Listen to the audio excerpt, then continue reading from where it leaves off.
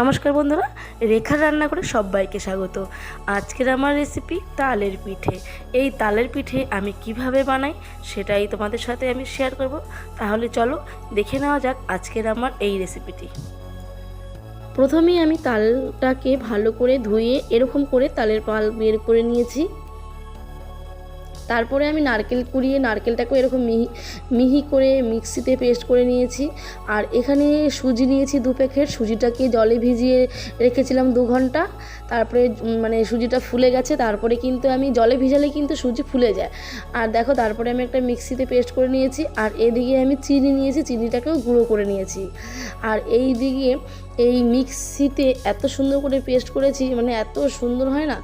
আর তারপরে কিন্তু দেখো, কিছুটা নারকেল নিয়ে আমি ওই সুজির মধ্যে দিয়ে একটুখানি গুলিয়ে নিচ্ছি।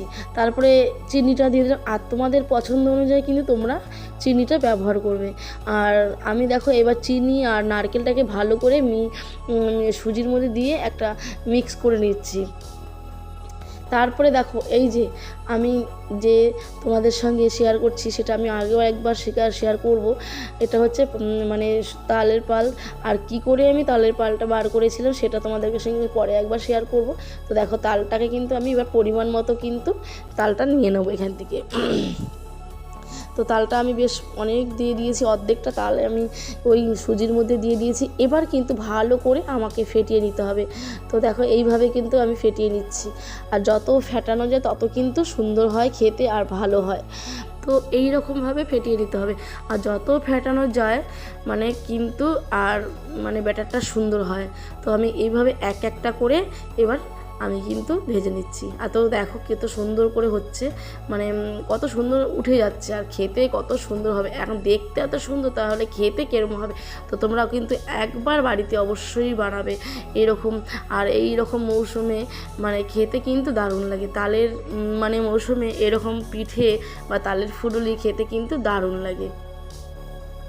তো একটা একটা করে সমস্ত পিঠেগুলো কিন্তু আমি এভাবে ভেজে নেব। তো দেখেছো, দেখো আবারও একটা দিয়ে আমি দেখিয়ে নিচ্ছি কীভাবে করে করতে হয়। তো দেখো, আমি আবার দিয়ে দিলাম। একটু ছড়িয়ে ছিটিয়ে যাচ্ছে, যতক্ষণ না গরম হচ্ছে ততক্ষণ কিন্তু তোমাদের এরকম করে নিতে হবে। তো দেখো, আমি আবার একটা একটা করে এইভাবে কিন্তু বানিয়ে নিচ্ছি। আর এই রকম পিঠে আমার বরের ভীষণ পছন্দ, ছেলের পছন্দ, আমারও ভীষণ ভালো লাগে। তো আমি বানাই ওদের জন্য। তোমরা বাড়িতে একবার এইভাবে বানিয়ে তোমরা খাবে, বুঝলে? কিন্তু দারুণ লাগে। কিন্তু দেখো কি সুন্দরভাবে উঠে যাচ্ছে, তোমরা দেখতে পেয়েছো। আর ভিতরে কিন্তু পুর দেওয়ার কোনো দরকার নেই, যেহেতু আমি নারকেলটাকে দিয়ে কিন্তু একবারে ওই ব্যাটারের সাথে করে দিয়েছি। কিন্তু খেতে কিন্তু দারুণ লাগে। দেখো, একটা একটা করে আমি কত সুন্দর করে তুলে দিচ্ছি। এইভাবে কিন্তু প্রত্যেকটা পিঠে কিন্তু আমি কিন্তু করে নিচ্ছি। আর দেখো কত সুন্দর উঠে যাচ্ছে, দেখেছো? দেখো, আর তোমরা বন্ধুরা কে কোথার থেকে দেখছো আমার এই ভিডিওটা তোমরা অবশ্যই জানিও কমেন্টস করে।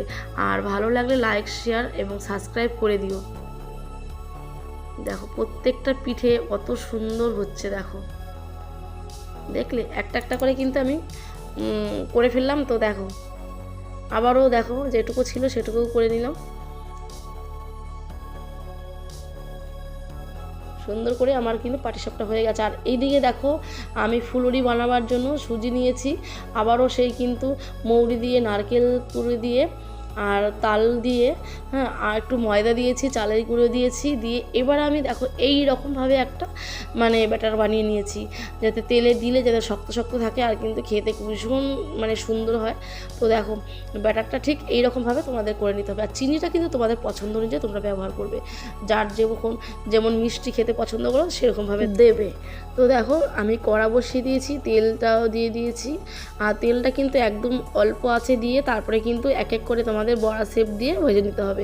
তো দেখো, আমি কিন্তু সেই রকমভাবে বড়াগুলো দিয়ে আর দেখো ভেজে আমি তুলে নিয়েছি। দেখো কতটা সুন্দর হয়েছে আর কতটা সুন্দরভাবে বানিয়ে নিয়েছি।